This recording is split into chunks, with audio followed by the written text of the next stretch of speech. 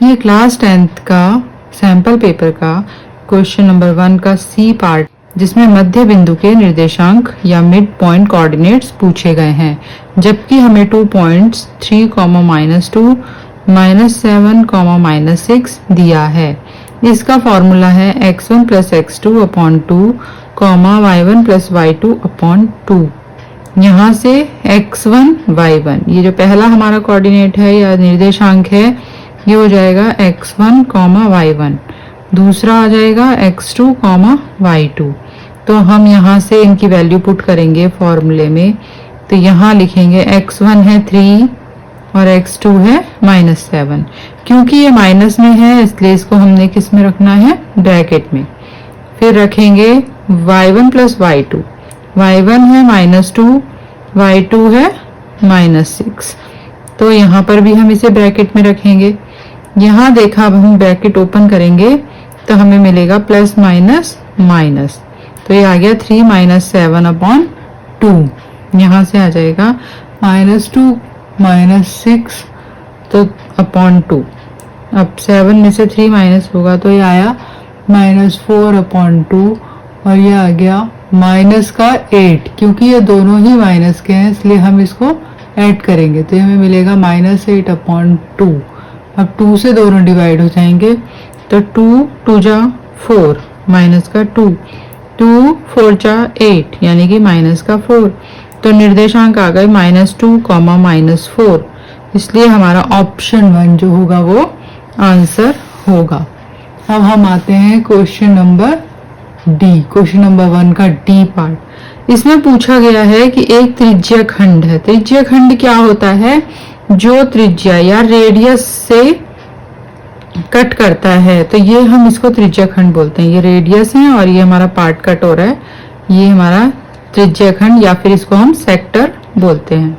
तो यहाँ से इसका परिमाप या फिर पैरामीटर निकालना है।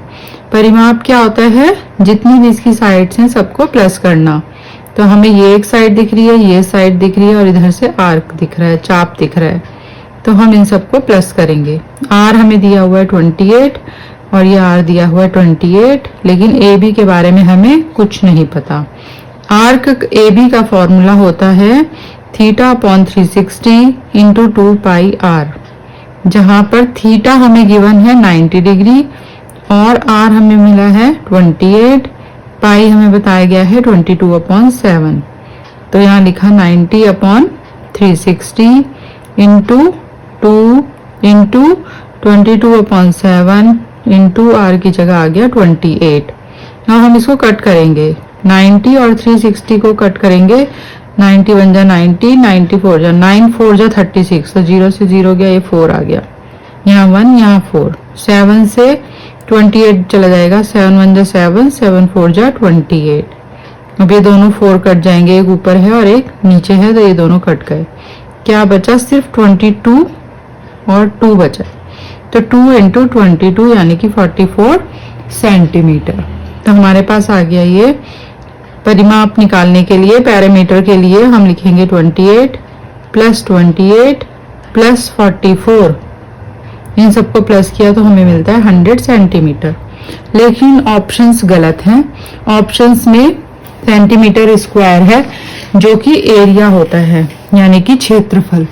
तो क्षेत्रफल हम किस तरह से निकालेंगे, एरिया या क्षेत्रफल क्या होता है त्रिज्या खंड सेक्टर का, θ/360 πr²। अब थीटा की जगह फिर से 90 लिखना है, 90/360 × 22/7 × 28 × 28।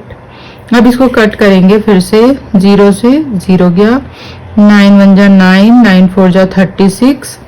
उसके बाद 7 1 जा 7, 7 4 जा 28। ये नीचे भी 4 है, ऊपर भी 4 है, दोनों भी आपस में कट गए, बचा 22 और 28। तो यहाँ आ गया 22 × 28। अब इन दोनों को यहाँ ऊपर नीचे रख के मल्टीप्लाई करेंगे तो 22 को नीचे रखा, 2 8 जा 16 का 6, 1 आ गया हमारे पास कैरी, 2 2 जा 4 और 1 5। सेम इस 2 से भी आएगा तो इसको एक यहाँ क्रॉस लगा के यहाँ लिख दिया 6 5। इनको ऐड कर दिया 6 6 और 5 को ऐड किया तो 11, 1 आ गया, 1 यहाँ कैरी जाएगा तो 5, 1, 6 आएगा।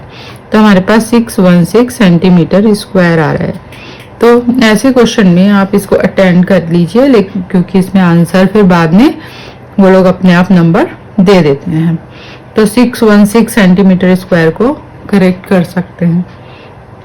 उसके बाद आ जाता है ई में पूछा गया है मीन ऑफ अ नंबर, या फिर 10 संख्याओं का माध्य दिया हुआ है। मीन ऑफ 10 नंबर्स इज 20, या फिर 10 संख्याओं का माध्य 20 है। यानी कि मीन या फिर माध्य हमारे पास 20 है और n इज इक्वल टू 10 है, ये 20 है। फॉर्मूला होता है मीन का सभी नंबर्स का सम अपॉन n, जितने भी नंबर होते हैं। तो यहां से हमें क्या मिलेगा, sum of 10 numbers is equal to हम ले जाएंगे मीन, और जो इसके नीचे 10 था वो यहाँ कर हो जाएगा ऊपर मल्टीप्लाई। तो मीन हमें दिया हुआ है 20 और इस 10 से मल्टीप्लाई कर देंगे तो ये हमें मिल गया 200। तो यानी कि हमारा सेकंड ऑप्शन ठीक है। उसके बाद आ जाता है एफ क्वेश्चन है, सिर्फ एक आपको फिल इन द ब्लैंक्स दिया हुआ है। A tangent to a circle is dash to the radius through the point of contact. एक टेंजेंट और एक रेडियस में क्या रिलेशन है। तो अगर आप एक सर्कल बनाते हो और ये इसका रेडियस है और ये इसका टेंजेंट है, तो ये इस पे 90 डिग्री पे होता है। ये रेडियस है और ये टेंजेंट यानी कि स्पर्श रेखा है। तो इसमें बोला है किसी वृत्त की स्पर्श रेखा स्पर्श बिंदु से गुजरने वाली त्रिज्या पर क्या होती है, लंबवत होती है, यानी कि 90 डिग्री का एंगल बनाती है। इसके बाद वाले क्वेश्चन में पूछा गया है कि एक इक्वेशन दी है जी में दिया है कि equation 2x square minus 4x plus 3 is equal to 0, जिसमें उसका विविक्तिकर या फिर डिस्क्रिमिनेंट पूछा है, जिसका फॉर्मूला होता है d is equal to b square minus 4ac। D हमेशा कैपिटल लिखेंगे यहाँ पर, डिस्क्रिमिनेंट का विविक्तिकर का। अब इस समीकरण की तुलना ax square plus bx plus c is equal to 0 से करने पर, या फिर हम लिखेंगे compare the equation with ax square plus bx plus c is equal to 0। अब x स्क्वायर के साथ क्या है a, यहाँ पर x स्क्वायर के साथ क्या है 2, तो यहाँ आ गया a इज इक्वल टू 2। यहाँ x के साथ है b, यहाँ पर x के साथ है पूरा लेंगे -4, तो b आ गया -4। यहाँ पर है c, तो यहाँ पर c की जगह क्या है 3, तो इसलिए c इज इक्वल टू आ गया 3। अब a b c तीनों मिल गया, जिसकी वैल्यू यहाँ पर रखेंगे तो ये हमें मिलेगा d is equal to b की जगह रखा -4 और हमें इसे ब्रैकेट में बंद करके स्क्वायर लगाना है, फिर माइनस का -4 का 4, a की जगह लिखेंगे 2 जिसको ब्रैकेट में लिखेंगे, फिर c की जगह लिखेंगे 3 उसे भी ब्रैकेट में लिखेंगे।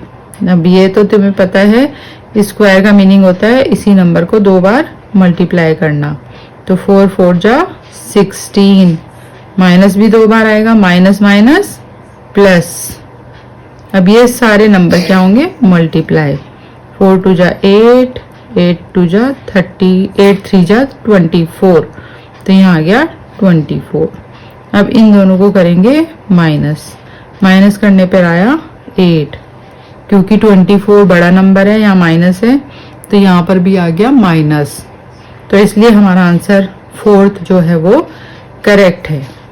अगर आपको ये पसंद आया हो तो इसको कीजिए like, share, subscribe and comment, और एक बेल आइकन दबाना ना भूलें।